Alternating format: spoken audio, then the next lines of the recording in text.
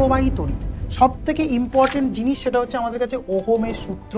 ঠিক আছে, ওহমের সূত্র থেকে প্রচুর কোশ্চেন আসবে, কিরশফের সূত্র প্রচুর কোশ্চেন আসবে, হুইস্টন ব্রিজ, মিটার ব্রিজ এবং পোটেনশিওমিটার, এগুলো সব কটা ভেরি ভেরি ইম্পর্টেন্ট জিনিস, এখান থেকে কোশ্চেন আসবেই আসবে। এবং এমন নয় যে খুব জটিল কোশ্চেন আসবে বলে তো আমার মনে হয় না। ঠিক আছে, ইলেকট্রনের বিচলন বেগ যেটা বলি আছে, বিভিন্ন পদার্থের রোধাঙ্ক মেটেরিয়ালে, তারপর হচ্ছে তাপমাত্রার উপর নির্ভরতা, এবং এর একটা গ্রাফ আছে, তাপমাত্রা বাড়লে কি হয় পরিবাহীর ক্ষেত্রে, তারপর হচ্ছে অপরিবাহীর ক্ষেত্রে, এবং হচ্ছে আমাদের কাছে অতিপরিবাহীর ক্ষেত্রে। Hello hello hello hello. তো আজকে হচ্ছে আমরা নিয়ে চলে এসেছি ক্লাস 12 সেম 3 ফিজিক্সের লাস্ট মিনিট সাজেশন। ঠিক আছে, এবার যথারীতি যেটা বক্তব্য সেটা হচ্ছে যে আমাদের সাজেশন এমসিকিউ, যেহেতু এক্সাম হবে তো এমসিকিউ সাজেশন তো এইভাবে হয় না যে আমি এই কটা কোশ্চেন বলবো এর মধ্যে থেকে আসবে।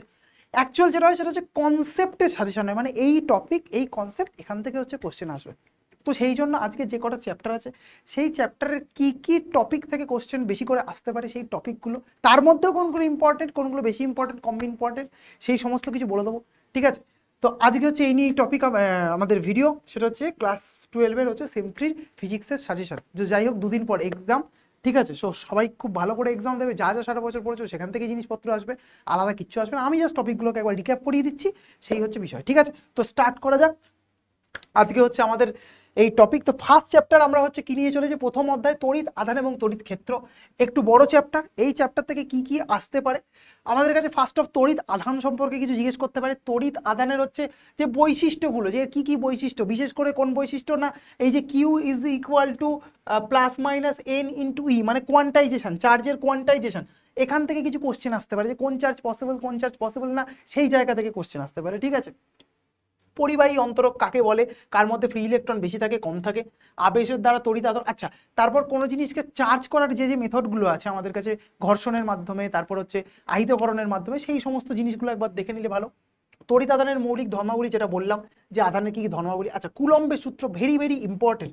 কুলম্বের সূত্র, দুটো চার্জ তিনটে চার্জের মধ্যে হচ্ছে আমাদের কাছে যে অ্যাট্রাকশন ফোর্স, সেই জিনিসগুলো হচ্ছে কুলম্বের সূত্র থেকে আসবে। যে বহু সংখ্যক আধানের মধ্যে পারস্পরিক যে আকর্ষণ বল, সেটা হচ্ছে এই জায়গা থেকে আসবে। তারপর হচ্ছে দুটো চার্জ আছে, তাদের মাঝখানে কোন জায়গায় আরেকটা চার্জ লাগলে তাদের মধ্যে আকর্ষণ বল শূন্য হবে। ঠিক আছে, এই সমস্ত যে কোশ্চেন সেগুলো কুলম্বের ল থেকে আসবে। আচ্ছা, এরপর আসছে আমাদের কাছে কিনা তড়িৎ ক্ষেত্র, খুব আরেকটা ইম্পর্টেন্ট, একটা ভেক্টর কোয়ান্টিটি, সবাই তড়িৎ ক্ষেত্র আর হচ্ছে তড়িৎ বিভবের মধ্যে গুলিয়ে ফেলে। তড়িৎ ক্ষেত্র হচ্ছে ভেক্টর, তার ডিরেকশন দরকার, তার যে ফর্মুলা আছে। ঠিক আছে, এরপর হচ্ছে তড়িৎ বলরেখা, তড়িৎ বলরেখার যে প্রপার্টিগুলো আছে, কেন দুজন দুজনকে হচ্ছে ইন্টারসেক্ট করে না, করলে কি হতে পারে সেটা, তড়িৎ ফ্লাক্স সম্পর্কে, তড়িৎ দ্বিমেরু। ঠিক আছে, আর হচ্ছে সুষম বাহ্যিক তড়িৎ ক্ষেত্রে তড়িৎ দ্বিমেরু, এগুলো। আর মেন ইম্পর্টেন্ট যে জায়গা সেটা হচ্ছে আমাদের এই গাউসের উপপাদ্য দিয়ে তড়িৎ ক্ষেত্র বের করা, গাউসের উপপাদ্য প্রয়োগ। সেখানে যে তার দিয়ে একটা তার থাকছে লম্বা বা ইনফিনিটি তার, তার আশপাশে যে আমরা একটা গাউসিয়ান সারফেস কল্পনা করে নিয়ে তড়িৎ ক্ষেত্র বের করি, সেই সমস্ত যে কোশ্চেনগুলো তার অ্যাপ্লিকেশন আমাদের কাছে আসতে পারে। বা গাউসের সূত্র থেকে একটা খুব ইম্পর্টেন্ট কোশ্চেন আছে, যে তড়িৎ ক্ষেত্র যেটা তৈরি হয় সেটা কিন্তু যত চার্জ ভেতরে বাইরে যত জায়গায় চার্জ থাকুক সব জায়গার চার্জ দিয়ে কিন্তু তড়িৎ ক্ষেত্র তৈরি হয়। কিন্তু গাউসের সূত্র যে Q inside by epsilon naught, সেটা শুধু ভেতরের চার্জটাকেই নিতে হয়। ঠিক আছে, এই হচ্ছে আমাদের কাছে তড়িৎ আধান এবং তড়িৎ ক্ষেত্র সম্পর্কে যে ইম্পর্টেন্ট টপিক, এটা হচ্ছে সেগুলো। ঠিক আছে, সবাই একবার জাস্ট পজ করে স্ক্রিনশট নিয়ে নিতে পারো, কোনো অসুবিধা কিছু নেই। এরপর হচ্ছে আমাদের কাছে চলে আসছে সেকেন্ড চ্যাপ্টার। সেকেন্ড চ্যাপ্টার হচ্ছে আমাদের কাছে কি আছে, সেকেন্ড চ্যাপ্টার এটা স্থির তড়িৎ বিভব এবং ধারকত্ব। ঠিক আছে, এবার এখানে হচ্ছে কি, এই যে বিভবের যে ফর্মুলাগুলো, তড়িৎ বিভব একটা চার্জের জন্য কি কি বিভব হতে পারে, বা স্ট্রাকচার দিয়ে দেবে চতুর্ভুজ ত্রিভুজ, সেখান থেকে বিভিন্ন রকম প্লাস মাইনাস চার্জ আছে, তার জন্য তড়িৎ বিভব কিভাবে হবে না হবে, সেই সমস্ত জিনিসগুলো আমাদেরকে বের করতে হবে। ঠিক আছে, একটি বিন্দু আধানের জন্য তড়িৎ বিভব। ঠিক আছে, তারপর তড়িৎ দ্বিমেরুর জন্য তড়িৎ বিভব, তার যে ফর্মুলাগুলো, মেনলি যেহেতু আমাদের এমসিকিউ, খুব বিশাল ডেরিভেশন তো আমাদের দরকার নেই, জাস্ট ফর্মুলা মনে রাখবো, সিম্পল কোশ্চেন দেখো অ্যাপ্লাই করে দিতে হবে। ঠিক আছে, আধান সংস্থার জন্য তড়িৎ বিভব। ঠিক আছে, তারপর সমবিভব তল, এর কিছু বৈশিষ্ট্য আমাদেরকে দিতে পারে। ঠিক আছে, বৈশিষ্ট্যগুলো, কোনো আধান সংস্থার স্থিতিশক্তি ভেরি ভেরি ইম্পর্টেন্ট, দুটো আধান তিনটে আধান চারটে আধান আছে, তার যে স্থিতিশক্তি হবে তার যে ফর্মুলা, এবং সেটা দিয়ে কোশ্চেন। পরিবাহী স্থির তড়িৎকে যে স্থির তড়িতের ধর্মাবলী। আচ্ছা, ধারক ধারকত্ব ভেরি ভেরি ইম্পর্টেন্ট, এই ধারকের কিছু প্রপার্টি দেবে। সমান্তরাল পাত ধারক খুব ইম্পর্টেন্ট, ধারকের পরাবৈদ্যুতিক, সেই কোনো একটা দুটো সমান্তরাল পাত ধারক আছে, তার মধ্যে কোনো পরাবৈদ্যুতিক জিনিস আমি ঢুকিয়ে দিচ্ছি বা বের করে দিচ্ছি, তার জন্য তার কি পরিবর্তন হবে, সেই সমস্ত কোশ্চেনগুলো। আর হচ্ছে ধারকের সমবায়, শ্রেণী সমবায়, সমান্তরাল সমবায়, তার যে ফর্মুলা সেটা। আর ভেরি ভেরি ইম্পর্টেন্ট জিনিস আমি বলবো, ধারকের স্থিতিশক্তি, এই জায়গাটা, স্থিতিশক্তি থেকে কিন্তু কোশ্চেন আসে, তার ফর্মুলা থেকে ডাইরেক্ট এখান থেকে কিন্তু কোশ্চেন চলে আসে। ওকে, এরপর হচ্ছে ভেরি ভেরি ইম্পর্টেন্ট চ্যাপ্টার, সেটা হচ্ছে প্রবাহী তড়িৎ। সব থেকে ইম্পর্টেন্ট জিনিস সেটা হচ্ছে আমাদের কাছে ওহমের সূত্র। ঠিক আছে, ওহমের সূত্র থেকে প্রচুর কোশ্চেন আসবে।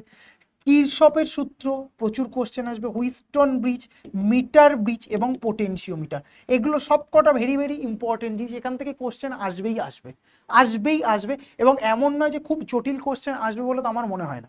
ঠিক আছে, ইলেকট্রনের বিচলন বেগ যেটা বলি আছে, বিভিন্ন পদার্থের রোধাঙ্ক মেটেরিয়ালে, তারপর হচ্ছে তাপমাত্রার উপর নির্ভরতা, এবং এর একটা গ্রাফ আছে, তাপমাত্রা বাড়লে কি হয় পরিবাহীর ক্ষেত্রে, তারপর হচ্ছে অপরিবাহীর ক্ষেত্রে, এবং হচ্ছে আমাদের কাছে অতি পরিবাহীর ক্ষেত্রে, এটা একটা আসে। তড়িৎ শক্তি ও ক্ষমতা জুল সিপি হিটিং এফেক্ট আসে, যে H=I²RT, সেখান থেকে কোশ্চেন আসবে ডাইরেক্ট। আচ্ছা, শ্রেণী ও সমবায়, এখানে জাস্ট ফর্মুলাগুলো দেখে রাখবি, যে শ্রেণীতে আমাদের কারেন্ট সেম হয়, পোটেনশিয়াল আলাদা হয়, সমবায়তে পোটেনশিয়াল এক হয়, কারেন্ট আলাদা হয়ে যায়। তারপর এদের যে ফর্মুলা, ওদের শ্রেণীর জন্য R1 R equivalent equal to R1 + R2 + R3, আর হচ্ছে সমান্তরালের জন্য 1/R equivalent equal to 1/R1 + 1/R2, এইভাবে যে ফর্মুলা যেগুলো হয়।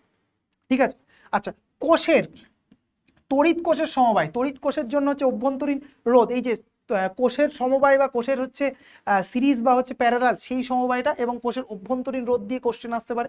শ্রেণী, আচ্ছা এই যে যেটা বললাম, শ্রেণী ও সমান্তরালে থাকা হচ্ছে কোষসমূহ। এই সমস্ত জায়গাগুলো প্রত্যেকটা ইম্পর্টেন্ট, খুব একবার জাস্ট চোখ বুলিয়ে নিবি, কারণ সারা বছর প্রত্যেকে আশা করি খুব ভালো করে পড়েছিস। একবার চোখ বুলিয়ে নিবি, একটা দুটো কোশ্চেন দেখে নিবি, এক্সামে দেখবি আর সোজা অ্যান্সার করে দিবি, কোনো চিন্তার কোনো কারণ নেই। ঠিক আছে, নেক্সট হচ্ছে কি আমাদের কাছে চলে এসছে এই যে প্রবাহী আধান এবং চুম্বকত্ব। এবার হচ্ছে ম্যাগনেটিজমে যদি আমরা ঢুকি, সেখানে যেখান থেকে কোশ্চেন আসবে চুম্বকীয় বল থেকে। ঠিক আছে, চুম্বক ক্ষেত্রে ইলেকট্রন বা প্রোটন কোনো এন্ট্রি করলে তার যে গতি হতে পারে। ঠিক আছে, আচ্ছা, চুম্বক ক্ষেত্রে এই যে আধানের গতি যেটা বললাম, ভেরি ভেরি ইম্পর্টেন্ট হচ্ছে বায়ো-সাভার্ট ল, ভেরি ভেরি ইম্পর্টেন্ট বায়ো-সাভার্ট ল। ঠিক আছে, আচ্ছা, অ্যাম্পিয়ারের বদ্ধ লুপ। এরপর হচ্ছে যেটা আমরা বলতে পারি, আচ্ছা এই যে চলতড়িৎ গ্যালভানোমিটার, গ্যালভানোমিটার থেকে আমরা অ্যামমিটার বানাতে পারি, ভোল্টমিটার বানাতে পারি, ওই যে কনভার্সন যেগুলো, সেই কনভার্সনটা কিন্তু ভেরি ভেরি ইম্পর্টেন্ট। ঠিক আছে, দুটি সমান্তরাল তড়িৎ প্রবাহের মধ্যে বল, আচ্ছা ওই যে দুটো সমান্তরাল পরিবাহী হচ্ছে, একই দিকে কারেন্ট যাচ্ছে, বিপরীত দিকে যাচ্ছে, তার যে ফর্মুলাটা, সেটা কতটুকু বল হতে পারে সেটা। আচ্ছা, ক্রিয়াশীল হচ্ছে, তারপর কি বললাম, এই যে টর্ক, প্রবাহীর মধ্যে কুণ্ডলীর torque, solenoid toroid, very very important, ফর্মুলাগুলো জাস্ট দেখে রাখবি। ঠিক আছে, আচ্ছা, বৃত্তাকার তড়িৎ প্রবাহী লুপের মধ্যে চৌম্বক ক্ষেত্র, এখানে শুধু বৃত্তাকার না, বৃত্তাকারটা তো ফর্মুলাটা জানবি, আর হচ্ছে বিভিন্ন স্ট্রাকচার, চতুর্ভুজ, ত্রিভুজ, তার জন্য বায়ো-সাভার্টের ল দিয়ে অ্যাপ্লিকেশন করে যে আমরা চুম্বক ক্ষেত্র বের করতে পারি, সেই জিনিসটা প্রত্যেকে দেখে নেবে, বিভিন্ন স্ট্রাকচার দিয়ে তার ডিরেকশনটা হচ্ছে কীভাবে, হাত কোন দিকে কারেন্ট যাচ্ছে, আর কোন দিকে ইনসাইড হচ্ছে বা আউটসাইড হচ্ছে, সেটাকে দেখে রাখবি। একই দিকে হলে যোগ আর বিপরীত দিকে হলে বিয়োগ। ঠিক আছে, এই জায়গাটা। এরপর যেটা আমাদের কাছে আসছে সেটা হচ্ছে যে এই যে চুম্বকে ছোট চ্যাপ্টার। ঠিক আছে, ছোট চ্যাপ্টার, কিছু ছোট ছোট ফর্মুলা আছে যেগুলো একটু ব্যথা দেয় আমাদেরকে। ঠিক আছে, ছোট ছোট কিছু ফর্মুলা মনে থাকে না, ফর্মুলাগুলো একটু ভালো করে, কিছুই না, ফর্মুলা মনে রাখার জন্য 10 বার লেখ, 10 বার ফর্মুলাটা লেখ, আর 20 বার দেখে দেখে পড়, তারপর 10 বার লিখে ফেল, মুখস্থ হয়ে যাবে। ঠিক আছে, কোনটা কি, তার সিগনিফিকেন্সগুলো জেনে রাখবি। এখানে হচ্ছে কি দণ্ড চুম্বক সম্পর্কে জানবি। ঠিক আছে, চুম্বকের গাউসের সূত্র, এই যে চুম্বকত্র, গাউসের সূত্র, ভূমি চুম্বকত্ব আছে, আর্থ ম্যাগনেটিজম থেকে কিন্তু কোশ্চেন আছে, কোন দিকে কি অ্যাঙ্গেলে থাকে না থাকে, আর্থের ম্যাগনেটিজম কোন দিকে, জিওমেট্রিক্যাল নর্থ কোন দিকে, হচ্ছে আমাদের কাছে ম্যাগনেটিক নর্থ, আর্থের অ্যাঙ্গেলটা কত ডিগ্রি অ্যাঙ্গেলে থাকে ইকুয়েটরের সাথে, সেই সমস্ত ভ্যালুগুলো একটু দেখে রাখিস, বাই চান্স কোশ্চেন আসতে পারে। চুম্বকন আছে, চৌম্বক ক্ষেত্র প্রাবল্য। ঠিক আছে, পদার্থের চৌম্বক ধর্ম এবং স্থায়ী চুম্বকত্ব, তড়িৎ চুম্বকত্ব, বিভিন্ন যে পদার্থ আছে তার মধ্যে কার মধ্যে কেমন চুম্বকত্ব থাকে, সেই জিনিসগুলো দেখে রাখবি। ছোট চ্যাপ্টার, বাট একটু কষ্ট দেয়, কারণ চ্যাপ্টারটা ফর্মুলা আছে বেশি, ছোটোখাটো টুকরো ফর্মুলা আছে। ঠিক আছে, এরপর হচ্ছে যে জিনিসটা আমাদের কাছে চুম্বকীয় আবেশ, ভেরি ভেরি ইম্পর্টেন্ট চ্যাপ্টার, এই চ্যাপ্টারটা, এবং যথেষ্ট কনসেপচুয়াল চ্যাপ্টার, এখান থেকে কোশ্চেন আসে ভালো ভালো। এর মধ্যে যেটা হচ্ছে খুব খুব ইম্পর্টেন্ট জায়গা, সেগুলো হচ্ছে আমাদের কাছে লেঞ্জের সূত্র, ফ্যারাডের সূত্র। ঠিক আছে, এরপর হচ্ছে আমাদের কাছে গতীয় তড়িৎচালক বল, এই তড়িৎচালক বল। ঠিক আছে, এই জিনিসপত্রগুলো ভেরি ভেরি ইম্পর্টেন্ট, এখান থেকে তো কোশ্চেন আসবেই আসবে। এছাড়াও চুম্বক ফ্লাক্স কি সেটা আমাকে জানতে হবে, তবেই আমি ফ্যারাডের সূত্র বুঝতে পারবো।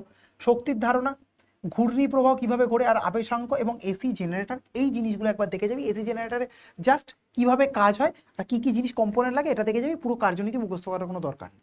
ঠিক আছে, ভেরি ভেরি ইম্পর্টেন্ট চ্যাপ্টার, এখান থেকে কিন্তু টুকরো টাকরা কোশ্চেন আসে। এই ফ্যারাডের সূত্র ভেরি ভেরি ইম্পর্টেন্ট। ঠিক আছে, আর হচ্ছে লেঞ্জের সূত্র, শক্তি সংরক্ষণ কিসের উপর নির্ভর করে, এই সূত্র। আর হচ্ছে গতি, ইএমএফ মানে মোশনাল ইএমএফ, বলে যে কোনো জিনিসের মধ্যে দিয়ে একটা মোশন হচ্ছে, তো তার জন্য চুম্বক ক্ষেত্রের মধ্যে দিয়ে কোনো দণ্ড যাচ্ছে, তার মধ্যে দিয়ে মোশনের জন্য কতটুকু ইএমএফ তার মধ্যে তৈরি হবে, সেই জিনিসটা এই যে Q=BVL, সেই ফর্মুলা দিয়ে আমাদের কাছে কিন্তু কোশ্চেন আসে। ঠিক আছে, এরপর হচ্ছে আমাদের কাছে পরিবর্তী প্রবাহ, এসি চ্যাপ্টার। এই চ্যাপ্টারও কিন্তু ফর্মুলা আছে এবং কনসেপ্ট আছে, ঠিক আছে। এই চ্যাপ্টারের যে জিনিসগুলো দেখতে হবে সেই জিনিসটা কি, এলসিআর বর্তনী, ভেরি ভেরি ইম্পর্টেন্ট এলসিআর। আর এর যে কটা গ্রাফ আছে প্রত্যেকটা গ্রাফ দেখবি, ঠিক আছে।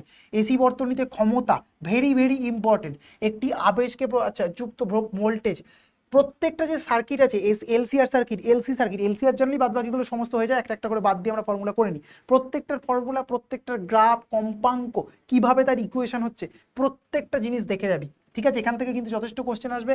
এই জিনিসপত্রগুলো ঘূর্ণি ভেক্টরের সাথে, ঘূর্ণি ভেক্টর মানে জানিস এইরকম ঘুরছে বা এইভাবে ঘুরছে, যে কত ডিগ্রি অ্যাঙ্গেল করে হচ্ছে আমাদের কাছে এই ঘূর্ণি ভেক্টর হয়, সেই জিনিসটা দেখে যাবি, ঠিক আছে।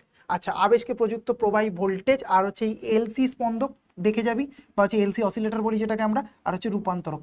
এই সমস্ত জিনিসগুলো ভালো করে দেখে যাবি। এটা কিন্তু যথেষ্ট কনসেপচুয়াল চ্যাপ্টার, দরকার হলে এটাকে একটু টাইম দিয়ে পড়, তাড়াহুড়ো করার কোনো দরকার নেই। এটা হয় একদম আগে পড়ে নে, যদি এখন যদি কারোর কনসেপ্টে প্রবলেম থাকে একটু আগে পড়ে নে, বা হচ্ছে একদম শেষে গিয়ে পড়, ঠিক আছে। এটাকে একটু টাইম দিয়ে পড়তে আমি বলছি, ঠিক আছে, কারণ ফর্মুলা এদিক ওদিক হয়ে যেতে পারে।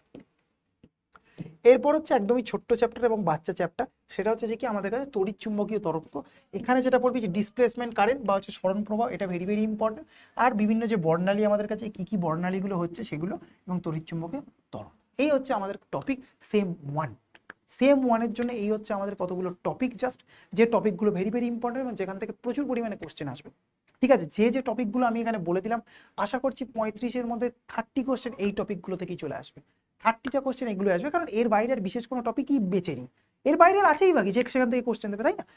এবার যেটা বক্তব্য সেটা হচ্ছে যে সবাই প্রত্যেকে একটা জিনিস খেয়াল করবি, যে কোশ্চেন আগে দেখে নিয়ে 35টা কোশ্চেনের মধ্যে যেগুলো টাফ কোশ্চেন সেটা নিয়ে বেশি টাইম নষ্ট করার কোনো দরকার নেই, ঠিক আছে। কম্পিটিটিভ এক্সামে যেরকম আমাদের অ্যাপ্রোচ হয় সেরকম অ্যাপ্রোচ রাখতে হবে নিট বা যেই জন্য। যেগুলো টাফ কোশ্চেন সেখানে আমাদের বেশি টাইম দেওয়ার কোনো দরকার নেই, আগে ইজিগুলো করে নিই, ওগুলোকে মার্ক করে রেখে যাই, সেকেন্ড পরে এসে করবো, দিয়ে তারপর তো আমাদের ওএমআর আছে, ওএমআর পরে করে দেবো, কোনো অসুবিধা নেই, ঠিক আছে। আগে সলভ করে নিলাম, পরে ওএমআর ফিল করে দিলাম, আগে পরের তো কোনো ব্যাপার নেই। শক্তটা পরে করলাম, ইজিগুলো আগে করে নিলাম, টাইম বেঁচে থাকলো আমার কাছে। নাহলে শক্ত একটা করতে গিয়ে যদি আমার প্রচুর টাইম চলে যায়, তাহলে বেকার বেকার ইজি কোশ্চেনগুলো আমি করতে গিয়ে আমার কাছে আর টাইম থাকবে না, মার্কস কমে যাবে, ঠিক আছে। তো আশা করছি তোরা প্রত্যেকেই খুব ভালো করে সারা বছর পড়াশোনা করেছিস, ঠিক আছে। তো টেনশন করার কিছু নেই যে কি ভুলে যাচ্ছি না যাচ্ছি, এটা ভাবার মনে হয় টেনশনের কোনো কারণ নেই। খুব ভালো করে পর, প্রত্যেকের খুব ভালো এক্সাম হবে, ফাটিয়ে দিয়ে আছি এক্সামে। বেস্ট অফ লাক, ঠিক আছে। তো tata, thank you, bye by.